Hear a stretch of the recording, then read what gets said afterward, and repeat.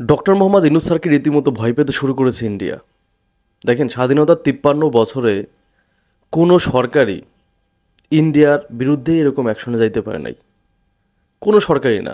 আপনারা জানেন যে গত 5ই আগস্ট প্রবল গণ আন্দোলনের মুখে লেজ গুটিয়ে শেখ হাসিনা ভারতে পালাতে বাধ্য হয়েছে, এবং এই যে শেখ হাসিনা ভারতে পালিয়েছে এটা আমাদেরকে বারে বারে বলতে হবে। বঙ্গবন্ধু কন্যা পালায় না, সে পালিয়েছে, এবং সে পালিয়েছে ভারতে, যে ভারতকে সে গত 15 বছর ধরে যা দিয়েছে তা ভারত সারা জীবন মনে রাখবে এবং মনে রেখেছে। কিন্তু কারণ এই বিপদের সময় ভারত তাকে আশ্রয় দিয়েছে, তাকে বহনকারী কার্গো প্লেনটি ভারত তাদের উত্তরপ্রদেশের হিন্ডন এয়ার বেজে শেখ হাসিনাকে আশ্রয় দিয়েছে, কিন্তু ঠিক এখন কোথায় আছে তা জানা যায়নি। এবং আমরা যদি বিশ্লেষণ করে দেখি তাহলে আমরা দেখবো যে ভারতের এই রাজনৈতিক আশ্রয় দেওয়ার রেকর্ড যেমন ভালো তেমন খারাপ। ভারত কিন্তু অনেকেই রাজনৈতিক আশ্রয় দেননি, বিশেষ করে শ্রীলঙ্কার মাহিন্দা রাজাপাকসে এবং গোটাবায়া রাজাপাকসে, দুই ভাই এই যে ঠিক একই পরিস্থিতিতে গণঅভ্যুত্থানের মুখে আশ্রয় চেয়েছিল, কিন্তু ভারত দেয়নি।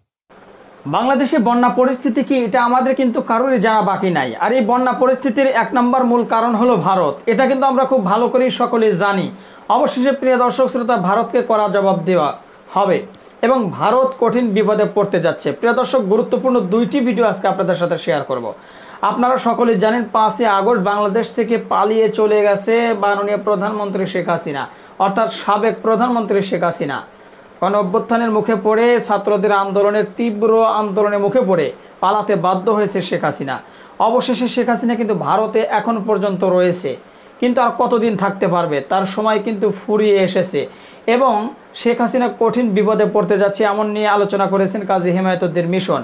মূলত 2টি ভিডিও আজকের এই ভিডিওতে আপনাদের সাথে শেয়ার করব এবং দুজনের বক্তব্য আপনাদের সাথে শেয়ার করব। তো অবশ্যই সবাইকে বলবো না টেনে ধৈর্য সহকারে আজকের ভিডিওটি দেখতে থাকুন। আশা করি আজকের ভিডিওটি দেখলে আপনারা অনেক কিছু জানতে পারবেন এবং গোপন কিছু রহস্য বুঝতে পারবেন। তো চলুন আর কথা না বাড়াই, আমরা সেই মূল্যবান 2টি ভিডিও দেখে আসি। তো সবাইকে বলবো, যারা এখনও পর্যন্ত আমাদের এই চ্যানেলটি সাবস্ক্রাইব করেনি, প্রতিনিয়ত এই ধরনের সকল প্রকার নিত্য নতুন আপডেটগুলো পেতে আমাদের এই চ্যানেলটি সাবস্ক্রাইব করে আমাদের সাথে থাকবেন। চলুন একটা লাইক দিয়ে আমরা ভিডিওগুলো দেখে আসি। ডক্টর মোহাম্মদ ইউনূস স্যারকে রীতিমতো ভয় পেতে শুরু করেছে ইন্ডিয়া। দেখেন, স্বাধীনতার ৫৩ বছরে কোনো সরকারই ইন্ডিয়ার বিরুদ্ধে এরকম অ্যাকশনে যাইতে পারে নাই, কোনো সরকারই না। যে সরকারি ক্ষমতা আসছে সে মনে করছে ইন্ডিয়ার সাথে তার সম্পর্ক রাখতে হবে, তাহলে সে ক্ষমতায় থাকতে পারবে না। শুধু ইন্ডিয়াকে ভয় পেয়ে গেছি আমরা এবং সব ধরনের সুযোগ সুবিধা দিচ্ছে। এবং এই জন্য আপনি জানেন, যখন মানুষকে আপনি অতিরিক্ত সুযোগ সুবিধা দিবেন সে কিন্তু আপনার ঘাড়ে উঠে বসবে, বুঝছেন? ঘাড়ে উঠে লাস্ট আপনার মাথা ইস্যু করবে। বান্দরটা কখনো ঘাড়ে উঠতে দিতে হয় না, কিন্তু তাহলে কিন্তু মাথা থেকে নামানো, ঘাট থেকে নামানো অনেক কঠিন হয়ে যায়। যারা উঠাইছে তারাই জানে। তো ইন্ডিয়াকে আমরা শুধু সারা জীবন দিয়ে আসছি, কোনো সরকারি না, আওয়ামী লীগ বিএনপি থেকে শুরু করে কেউ আসলে ইন্ডিয়ার সামনে একটা প্রতিরোধ গড়ে তুলবে সে ধরনের কোনো কিছু করতে পারে নাই। দেখেন, বিগত সময়ে ইন্ডিয়া আমাদের সীমান্তে কত মানুষকে গুলি করে মারছে, এটার বিরুদ্ধে কোনো অ্যাকশন গেছে? 2011 সালে ফেলানিকে ঝোলায় রাখলো, এটা নিয়ে কোনো সরকার কথা বলছিল? কথা বলে নাই। যুদ্ধের সময় পাকিস্তান আমাদের যতটুকু ক্ষতি করে নাই তার থেকে বেশি ক্ষতি করছে ইন্ডিয়া, এটা তো আপনারাই ভালো করে জানেন। তার থেকে বেশি ক্ষতি করছে, তারপরেও ইন্ডিয়া আমাদের বন্ধু। কোনো ধরনের অ্যাকশন আমরা যাইতে পারি নাই, ইন্ডিয়াকে সর্বোচ্চ দিয়ে দিছি, যা মন চায় তা করছে। যেমন আমরা যদি কোনো অ্যাকশনে গেছি, ইয়াং জেনারেশন তাদের বিরুদ্ধেই অ্যাকশন। আমরা যদি ইন্ডিয়াকে নিয়ে কোনো কথা বলছি, আমাদের গুম হইতে হয়েছে, জেলে যাইতে হয়েছে, মামলা খাইতে হয়েছে, এটাই হয়েছে না। কিন্তু আপনি একটা জিনিস খেয়াল করছেন যে বর্তমান সময় যেটা হইতেছে এটা কিন্তু ইন্ডিয়ার জন্য হুমকি। ইন্ডিয়ার আশেপাশের কোন দেশের সাথে সম্পর্ক ভালো আছে বলেন তো? শ্রীলঙ্কার থেকে লাথি খেয়ে বেরোইছে, মালদ্বীপের মতো ছোট্ট একটা দেশ সেখান থেকে লাথি খেয়ে বেরোইছে। কোন দেশের সাথে সম্পর্ক ভালো আছে? নেপালের মতো দেশে কিন্তু শ্রীলঙ্কার এক প্রকার গণে না। পাকিস্তান আর চায়নার হিসাব তো বাদই দিলাম, তাহলে বাংলাদেশ আপনি মিলান, শ্রীলঙ্কা, নেপাল, এদের থেকে তো ভালো অবস্থান আছে, পাকিস্তানের থেকেও ভালো অবস্থানে না অর্থনৈতিক দিক দিয়ে। তাহলে কেন আমরা ইন্ডিয়াকে ভয় পেয়ে থাকবো? এইটা এতদিন এই জেনারেশনকে বুঝতে দেয় নাই কে? এই স্বৈরাচারী ফ্যাসিবাদী শেখ হাসিনা, যে শুধু গোলামি করে গেছে ইন্ডিয়ার। ইন্ডিয়া যেটা বলছে সেটাই শুনছে, কি জন্য? তার ক্ষমতার জন্য। আর ইন্ডিয়া সব থেকে বড় ভুল হয়েছে, ইন্ডিয়া আওয়ামী লীগের বিকল্প কিছু চিন্তা করতে পারে নাই।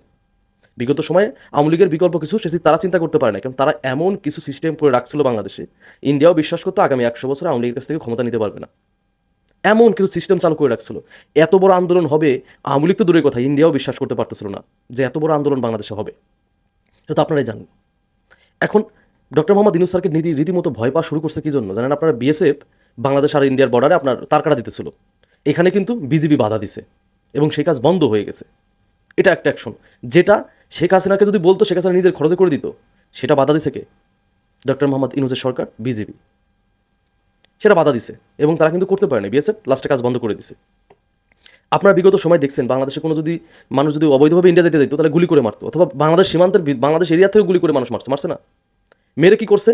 পতাকা বৈঠকের মাধ্যমে যে লাশ দেওয়া হয়েছে, অনেক সময় লাশও দেওয়া হয় নাই ইন্ডিয়ার থেকে। এটা তো ঘটছে। আমরা সবসময় ইন্ডিয়াকে ভয় পেয়ে চলছি কেন? কারণ যে বর্ডার গার্ড, আমি কিন্তু 15-16 তারিখে একটা ভিডিও বানাইছিলাম, যখন বিজেপি ঢাকা ইউনিভার্সিটিতে আসে, তখন বলছিলাম যে ক্যাম্পাসে তোমাদের কি, বর্ডারে তো বাল হালাইতে পারো না, এভাবে বলছিলাম। বর্ডারে তো কিছু করতে পারো না, শিখতে পারো না, শুধু পারো শিক্ষার্থীদের সাথে, এইভাবে ভিডিও বানাইছিলাম। দেখেন, তাদেরও দোষ ছিল না, কারণ তাদের নির্দেশ দেওয়া ছিল, সরকার থেকে নির্দেশ দেওয়া ছিল যে ইন্ডিয়া ক্ষতি হয়, ধরনের কোনো কাজ করা যাবে না। এটা তো আপনারাই ভালো জানেন। তো এখন আপনারা জানেন ইন্ডিয়া থেকে 5 জন, মানে ইন্ডিয়ান 5 জন নাগরিক অবৈধভাবে বাংলাদেশে প্রবেশ করে এবং তাদেরকে বিজিবি গ্রেপ্তার করে। যেটা বাংলাদেশের ইতিহাসে আমি জানি না এমন ঘটনা ঘটছে কিনা, কোনো সরকার এভাবে অ্যাকশন নিছে কিনা।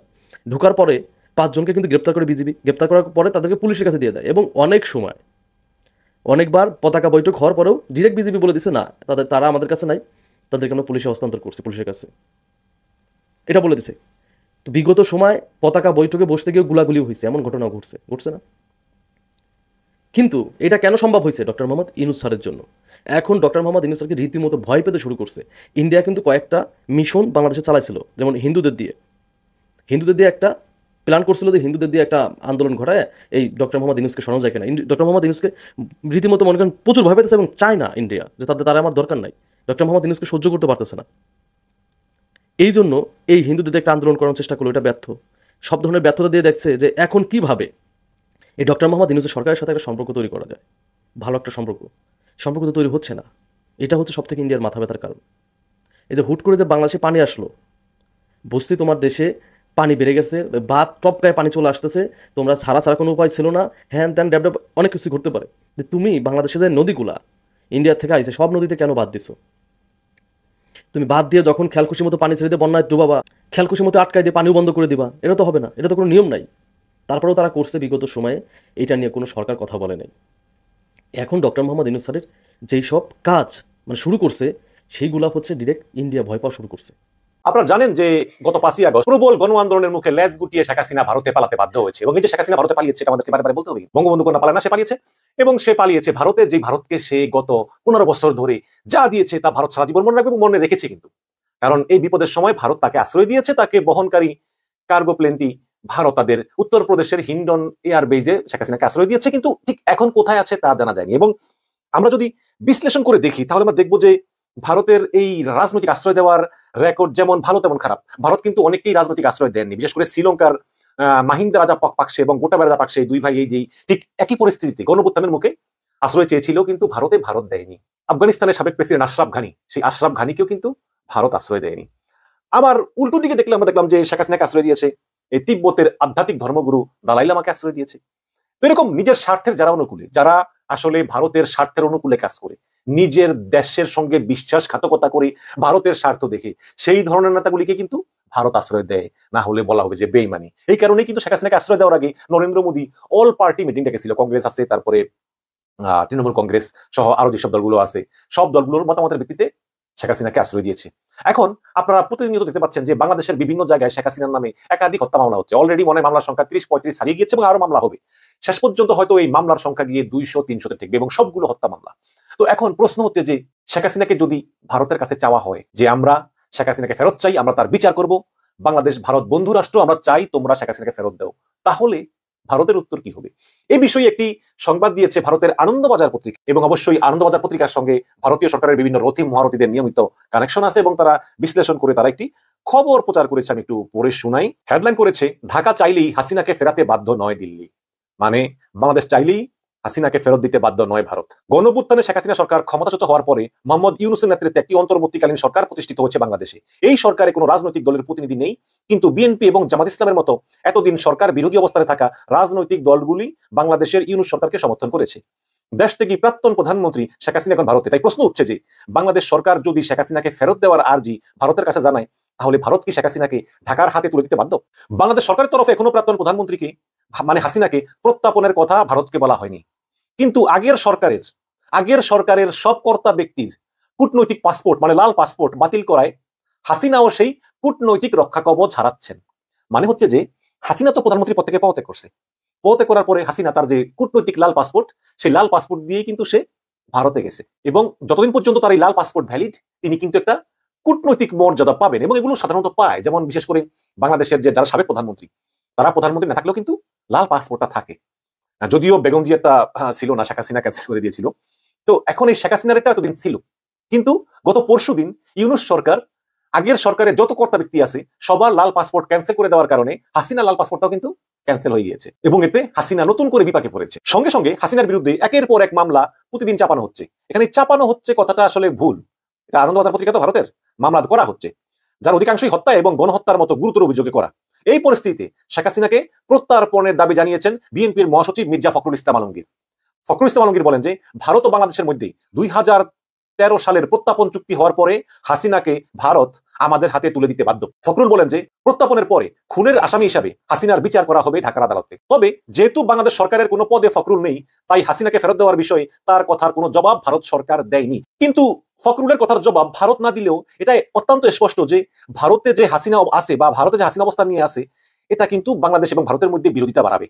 এটা ভারতের পররাষ্ট্র মন্ত্রণালয় কিন্তু খুব ভালো করেই বোঝে, এবং গোপন সূত্রের খবর এই কারণে তৃতীয় কোনো দেশে হাসিনাকে নিরাপদে রাখার একটা তোড়জোড় কিন্তু ভারত খুব ভালোভাবেই করতেছে। এখন এখানে উল্লেখ না করলেও তৃতীয় দেশটা আসলে কোন দেশ হবে? দেখুন, ইউরোপের কোনো দেশ হাসিনাকে জায়গা দিবে না, ইউরোপের কোনো দেশ দিবে না, এবং যে যে ইংলিশ স্পিকিং কান্ট্রিগুলা যেমন America, England, Australia, New Zealand, Canada, এরাও দিবে না, এবং আরব কান্ট্রিগুলো দিবে না। এর কারণ কি? এতদিন আরব কান্ট্রিগুলো সম্মান করতো হাসিনাকে বাংলাদেশের প্রধানমন্ত্রী হিসেবে, কিন্তু আরব কান্ট্রিগুলো ভালোভাবে জানে যে হাসিনা কিন্তু ইসলাম বিদ্বেষী, কাজে আরব কান্ট্রি দিবে না। এখন আমি দেখলাম যে যদি ভারত খুব চেষ্টা করে, তাহলে হয়তো তৃতীয় কোনো দেশে, মঙ্গোলিয়া, উলান বাটোর, আরেকটা আছে না মরিশাস, রাশিয়া, তারপরে বেলারুশ, এই ধরনের কোনো একটা দেশে হয়তো বা শেখ হাসিনাকে পাঠিয়ে দিতে পারে। আজারবাইজান, জর্জিয়া, বিভিন্ন রাশিয়ান ফেডারেশনের দেশগুলোতে আছে, ওগুলোতে পাঠিয়ে দিতে পারে, বাট ভারতে তারা রাখবে বলে আমার মনে হয় না বেশি দিন। এবং মির্জা ফখরুল ইসলাম আলমগীর হাসিনাকে ফেরত চাইলেও বিএনপি নেতৃত্বের মধ্যেও এই দাবির বিষয়ে এখনো কোনো সুনির্দিষ্ট সিদ্ধান্ত হয়নি। বিএনপি নেতৃত্বের একাংশ মনে করেন যে হাসিনার প্রত্যাপনের মতো রাজনৈতিক সিদ্ধান্ত অন্তর্বর্তীকালীন সরকারের নেওয়ার কথাই নয়। অন্তর্বর্তীকালীন সরকারের কাজ হচ্ছে আইন শৃঙ্খলার রাশ টেনে নির্বাচনের ব্যবস্থা করা। নির্বাচনে জিতে ক্ষমতায় আসার পরে হাসিনাকে ফিরিয়ে এনে কাঠগড়ায় তুললে তবেই বিএনপি রাজনৈতিক ফায়দাটি পাবে। হাসিনাকে ফেরানোর দাবি নির্বাচনী প্রতিশ্রুতি হিসাবেও জনপ্রিয় করা যাবে। তাই মির্জা ফখরুল বেশি আগে ভাগে এই দাবি তুলেছেন বলে মনে করেন বিএনপি নেতৃত্বের একটা অংশ। এখন প্রশ্ন হচ্ছে, মির্জা ফখরুল যেমনটা বললেন যে ভারতের সঙ্গে 2013 সালের বন্দি বিনিময় চুক্তি অনুযায়ী ভারত হাসিনাকে ফেরত দিতে বাধ্য, কথাটা আসলে কতটুকু সত্য? দেখুন, হাসিনাকে ফেরত দেওয়ার বিষয়ে 2013 এর প্রত্যাপন চুক্তির তেমন কোনো গুরুত্ব রয়েছে বলে মনে করেন না ভারতের পররাষ্ট্র মন্ত্রণালয়। কারণ এই চুক্তি করা হয়েছিল দুই দেশের মধ্যে জঙ্গি, পাচারকারী এবং চোরাচালানিদের প্রত্যাপনের উদ্দেশ্যে। মানে অপরাধী তো, তাই না? হাসিনাও তো খুনি, সেও তো অপরাধী, তাহলে তার এটা এখানে প্রযোজ্য হবে না কেন আমি জানি না। তো এরপর 2016 সালে এই চুক্তিতে বেশ কিছু সংশোধন আনা হয়েছিল। সেখানে বলা হয়েছিল যে বাংলাদেশ বা ভারত কোন দেশ যদি মনে করে যে রাজনৈতিক কারণে কাউকে প্রত্যার্পণের দাবি জানানো হচ্ছে, তবে তারা সেই দাবি মানতে বাধ্য নয়। এখানে হাসিনার প্রত্যাপনের দাবি ভারত যদি রাজনৈতিক উদ্দেশ্যমূলক মনে করে, তাহলে ভারত ফেরত দিবে না এবং ভারতকে বাংলাদেশ কিছু বলতে পারবে না। আবার চুক্তির আরেকটি ধারায় বলা আছে যে যদি ভারতেও মনে করে যে কোনো বন্দীকে প্রত্যাপনের পরে তাকে আজীবন কারাগারে রাখা হবে বা অনেক বছর কারাগারে রাখা হবে বা তার ফাঁসি দেওয়া হবে মনে করা হয়, তাহলে ভারত তাকে পাঠাতে বাধ্য নয়। তো এই ভারতের পররাষ্ট্র মন্ত্রণালয়ের এক কথাই কিন্তু স্পষ্ট, এবং এইসব কথাগুলো আনন্দবাজারকে জানিয়েছে নাম প্রকাশে অনিচ্ছুক ভারতের পররাষ্ট্র মন্ত্রণালয়ের একজন কর্মকর্তা। তিনি বলেছেন যে শেখ হাসিনার সঙ্গে ভারত সরকারের সম্পর্ক ঐতিহাসিক। 1975 সালের 15ই আগস্ট হাসিনার গোটা পরিবার সেনা অভ্যুত্থানে নিহত হওয়ার পরে ইন্দিরা গান্ধী এই দুই বোনকে আশ্রয় দিয়েছিলেন, এবং সময়ের ব্যবধানে ফের শেখ হাসিনা এবং শেখ রেহানা ভারতে আশ্রয় নিয়েছেন। এই পরিস্থিতিতে একটি প্রতিহিংসা পরায়ণ সরকারের হাতে, ইউনূস সরকার নাকি প্রতিহিংসা পরায়ণ, মানে ভারত আর মানুষ ছিল না ভাই।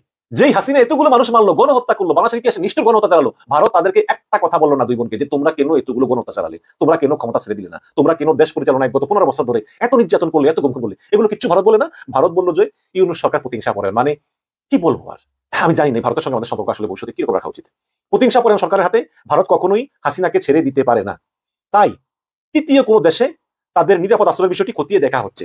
মানে ভারত তো এই দুই বোনকে দিবেই না, কিন্তু ভবিষ্যতে যদি বাংলাদেশের সঙ্গে এটা সম্পর্ক খারাপ হয়, যদি ভবিষ্যতে বাংলাদেশ সরকার বলে ফেলে যে হাসিনাকে ফেরত না দিলে ভারতের সঙ্গে আমাদের কোনো সম্পর্ক থাকবে না, এইসব কারণেই মূলত ভারত চিন্তা করতেছে যে হাসিনা এবং রেহানাকে তৃতীয় কোনো দেশে পাঠানো যায় কিনা। রেহানা দরকার নেই, রেহানা তো ব্রিটিশ নাগরিক। হাসিনাকে তৃতীয় কোনো দেশে ফেরত পাঠানো যায় কিনা, হয়তো বেলারুশ বা রাশিয়া বা এরকম কোনো দেশে যদি ফেরত পাঠায়, তাহলে ভারত হাফ ছেড়ে বাঁচবে। তবে ভারত সেই ব্যবস্থাও করবে দেশের সঙ্গে যে হাসিনাকে এমন দেশে পাঠাবে যে ওই দেশটাও কখনো বাংলাদেশ সরকারের অনুরোধে হাসিনাকে যাতে ফেরত না পাঠায়। এটা নিশ্চিত করার পরেই ভারত হাসিনাকে সেই দেশে পাঠিয়ে দেবে, এবং ভারত নিশ্চিত করবে যে যাতে হাসিনাকে কখনোই বাংলাদেশ সরকার বিচারের জন্য না পায়। তো এটাই দুঃখ লাগে যে ভারত আসলে একটা দেশ, বন্ধু দেশ বলে দাবি করে, যেই হাসিনা বাংলাদেশে এত গণহত্যা করলো, এত হাজার হাজার মানুষ পঙ্গু হলো, না করলো, কি না করেছে। হাসিনার অপরাধের ফিস দিতে গেলে তো এই 2-4 মিনিটের লাইভ শেষ হবে না। প্রিয় দর্শক শ্রোতা, ভিডিওগুলো দেখলেন এবং শুনলেন কাজী হেমায়েতুদ্দিন মিশনের কথা এবং বোরহান মাহমুদের কথা। আশা করি আপনারা দুজনের কথা শুনে অনেক কিছু জানতে পেরেছেন বা বুঝতে পেরেছেন। এবার আপনাদের মতামত কি সেটা অবশ্যই কমেন্ট বক্সে জানিয়ে দিন। আর হ্যাঁ, অবশ্যই যারা এখন পর্যন্ত আমাদের এই চ্যানেলটি সাবস্ক্রাইব করেনি, প্রতিনিয়ত এই ধরনের সকল প্রকার নিত্য নতুন আপডেট নিউজগুলো পেতে আমাদের এই চ্যানেলটি সাবস্ক্রাইব করে আমাদের সাথে থাকবেন। আর হ্যাঁ, ইতিমধ্যে যারা সাবস্ক্রাইব করে দিয়েছেন তাদেরকে অসংখ্য ধন্যবাদ জানিয়ে ভিডিওটি এখানে শেষ করছি। সে পর্যন্ত সকলে ভালো থাকবেন, সুস্থ থাকবেন। আবারও দেখা হবে, কথা হবে নতুন কোনো টপিক, নতুন করে ভিডিও নিয়ে। আল্লাহ হাফেজ।